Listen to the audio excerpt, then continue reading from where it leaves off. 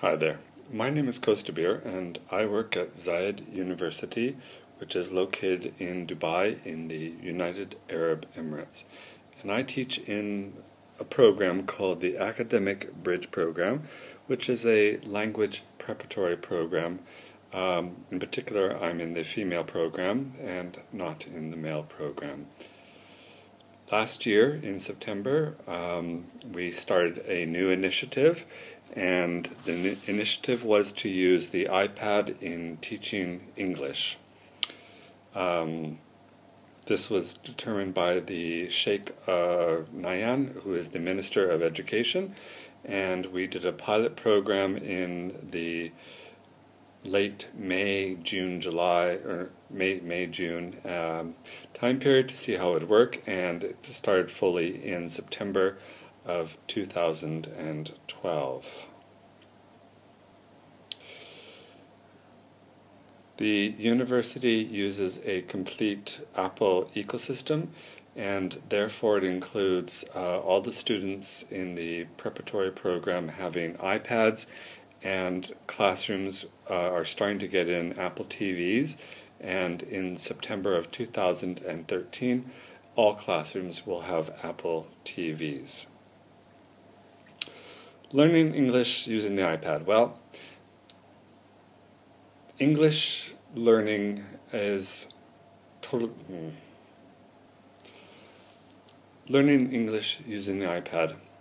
In September of 2012, when we started this, there was a lot of apprehension about exactly how would we go about teaching English using the iPad only. And it actually turned out to be better than expected. It was a huge learning curve, but the amount of interaction between student-teacher, student-student actually increased, in my opinion. I've been here 11 years, and I feel that it has truly benefited the teaching of English. We use several programs. Sorry to mention only Apple. I do have a Samsung Galaxy, but we do use Apple at the university.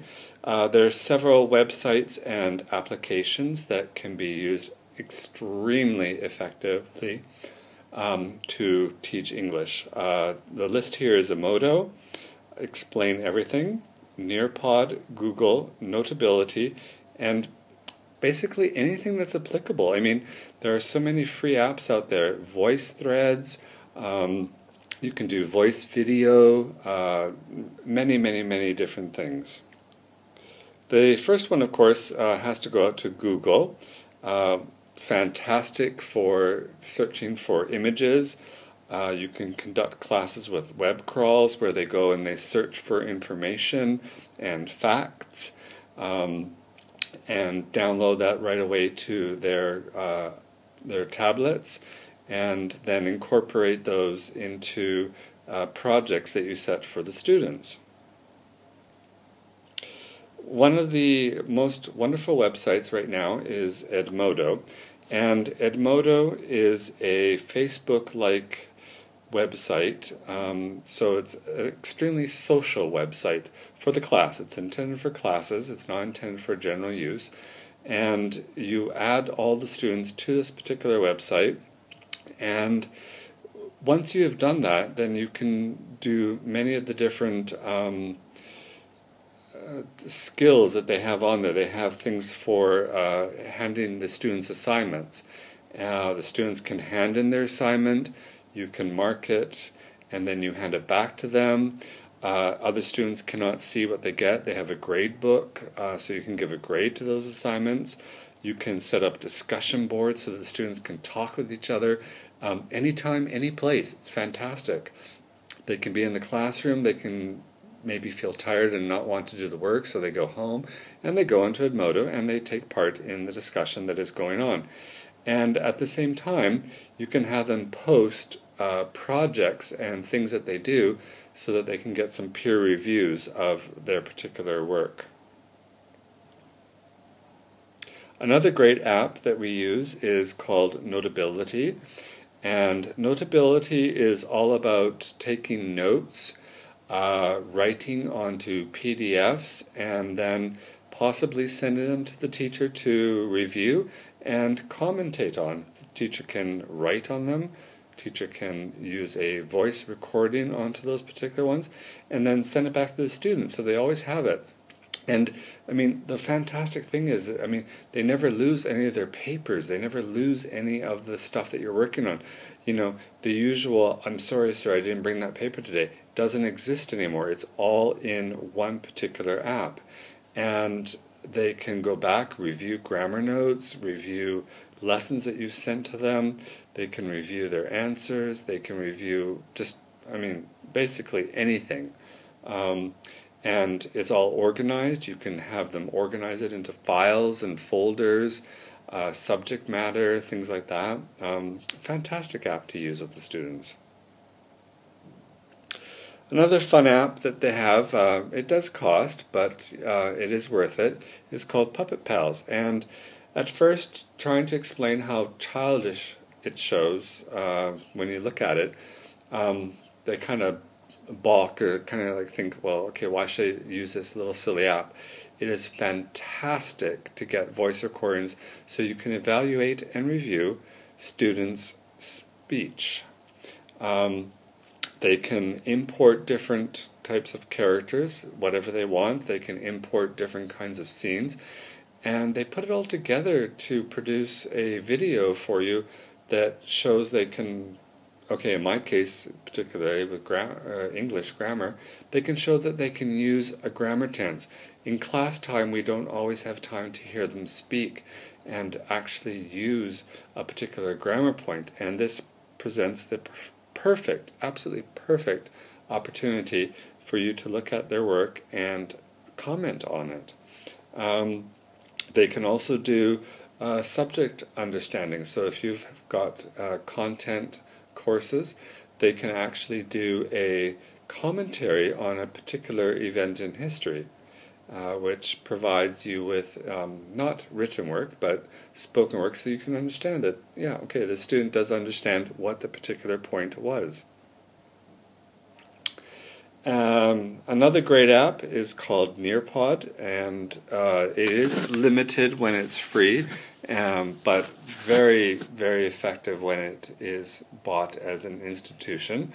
Nearpod allows me to show the students concepts or grammar points to review them, and then have quick control of how fast or how slow I move the presentation, and at the end of it I can have a multitude of things. I can include a video, I can include web browsing so that they go to a particular website that I want them to work on.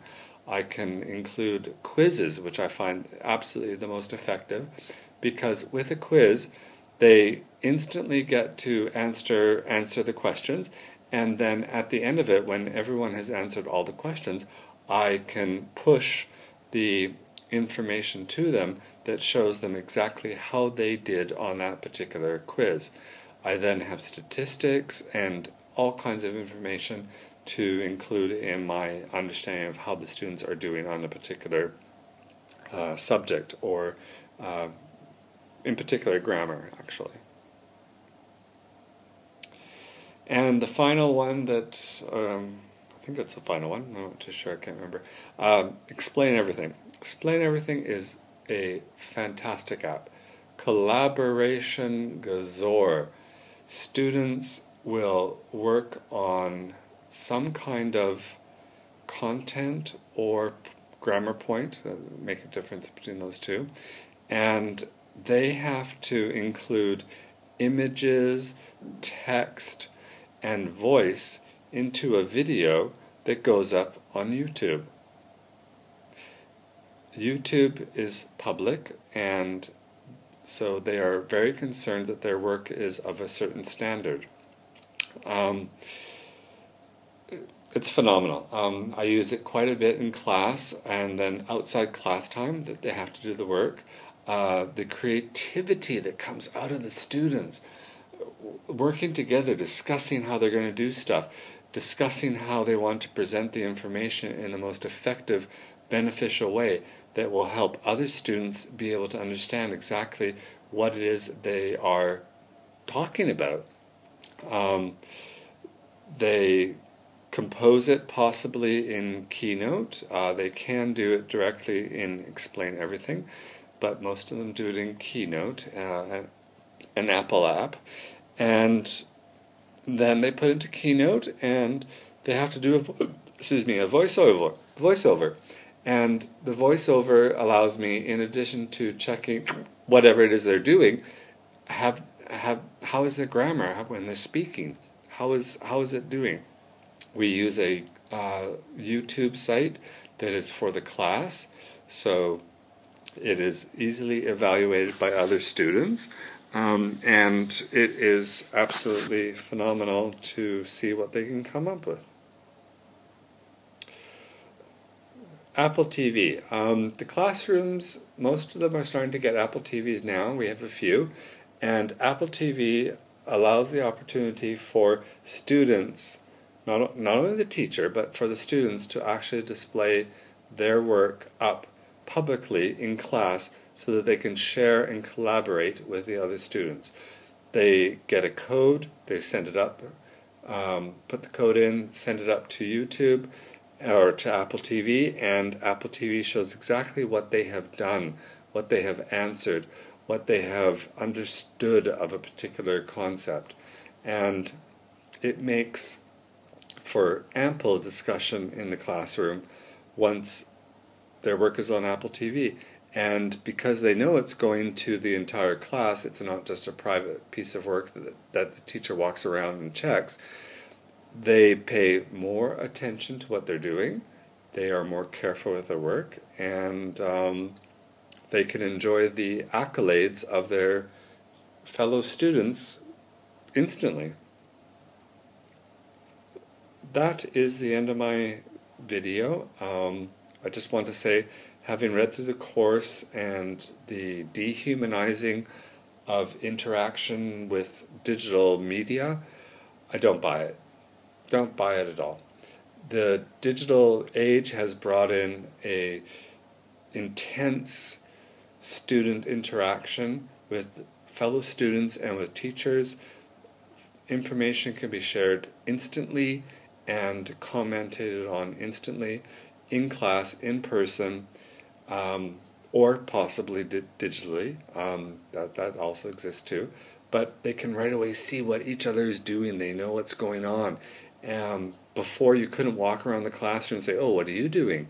You know, can I see your notebook? Can I see your page?" And the digital age has opened that up. I can be in the classroom. I can project things onto Apple TV. I can walk around. I can do what's called a flip classroom, if you're familiar with that, where I put up on Apple the information for the project that they're going to work on. They preview that before they come to class. They're ready to go. I can walk around, give them individual instruction, individually paced. 1,000 times better. Anyway, I hope you enjoyed the video, and rate me well. Thanks.